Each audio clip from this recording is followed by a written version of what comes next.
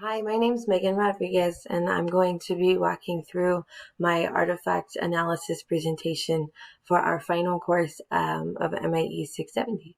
So I'm just going to go ahead and get started. A little background about myself.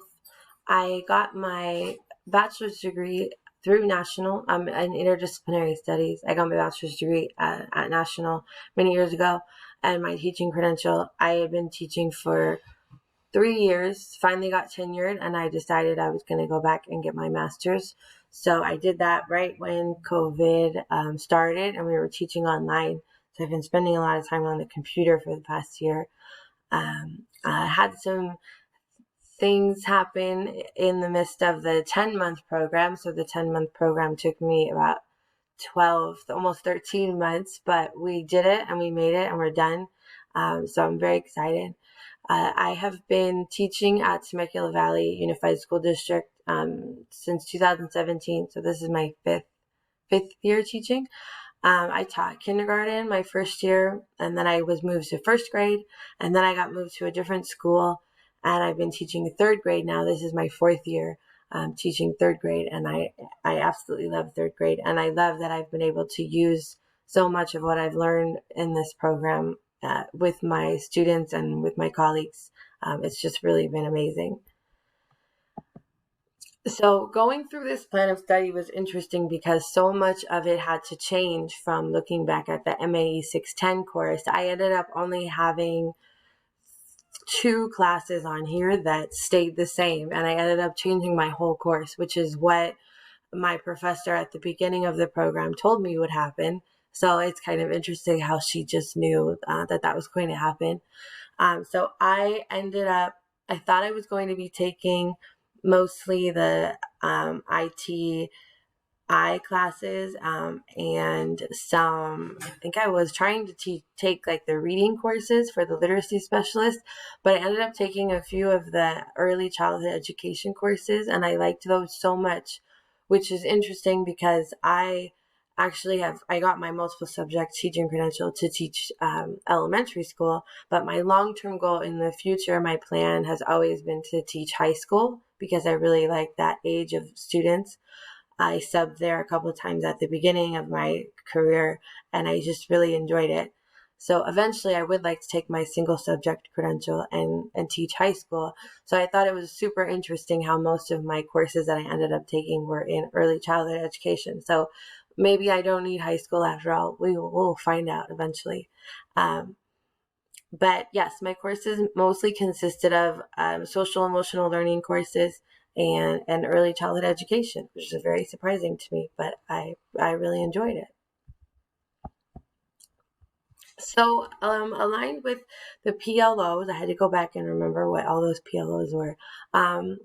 But the program learning outcome number one was to integrate advanced approaches to instruction, assessment, and learning using digital tools and skills. So one of the artifacts that I chose for this one was the social emotional learning strategies toolbox that I completed in my social emotional learning in action class. So that was the second one after the SEL introduction course. So I chose this toolbox because I just it really helps me in my own personal schooling. I shared it with my colleagues at work. I shared it with my students, and a lot of the stuff that I put in this toolbox were things that I learned from my social emotional learning class, from my ECE classes. So it was just a really good collaboration of everything that I've learned. So to align with the PLO, it's pretty clear. It gives the different types of instructions for the students. I made it. It gives digital tools for them for learning, and it's all about SEL. So basically, it was everything that we had learned about SEL that we wanted to share with our students or our colleagues, or that we wanted to keep for ourselves for future reference. So I have things like the social emotional learning room. I had a read aloud room. I'm using the morning meetings from the Stanford Harmony SEL program. I have just some other activities that I found, breathing rooms. I learned about Genius Hour, so I put that in there. Basically, any tools that I found throughout this course and courses that I could use in my classroom that had to do with social emotional learning that I had used and I found helpful.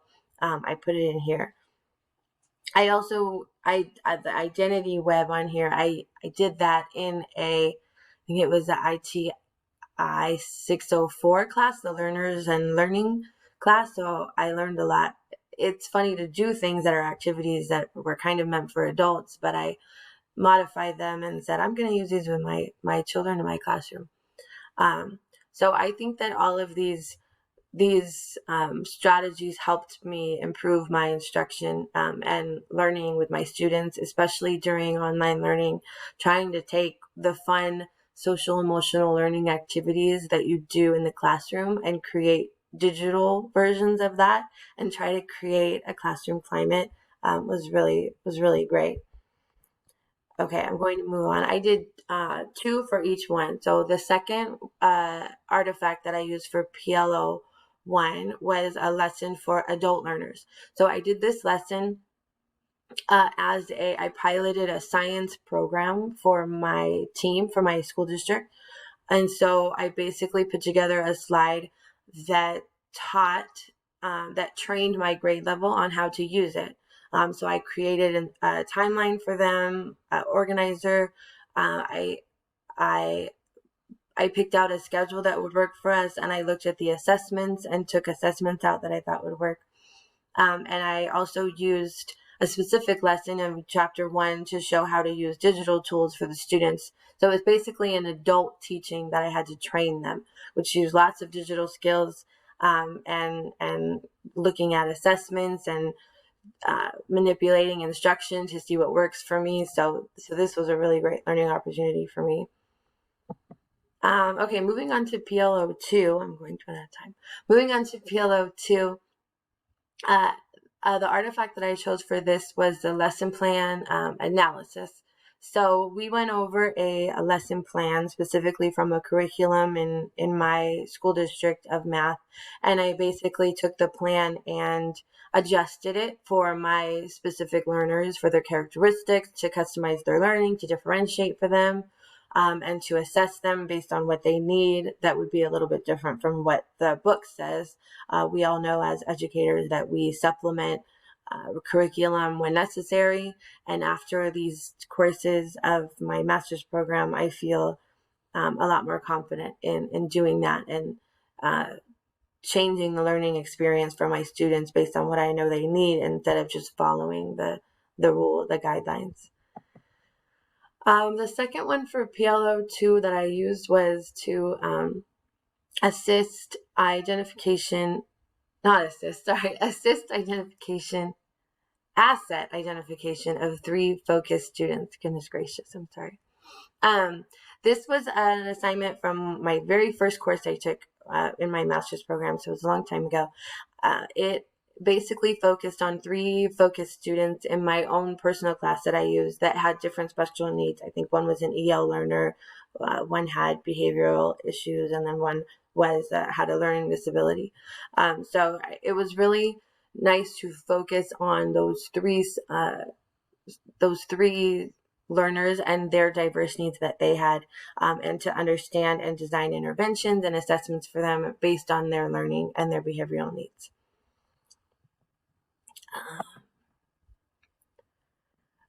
Okay, PLO number 3 was to apply practitioner research methods to study and inform instruction in traditional and digital learning environments. The artifact that I used for this PLO is one that I used over 1, 2, 3, 4, 5 courses. It was a practitioner inquiry literature review, and it turned into a research study. This was the most challenging artifact that I did throughout my courses, but definitely the most rewarding. All of the research that I did, choosing that specified with my question was about social emotional learning and behavioral standards in the classroom. So this one, obviously, it aligns with PLO number 3 because we chose a research question and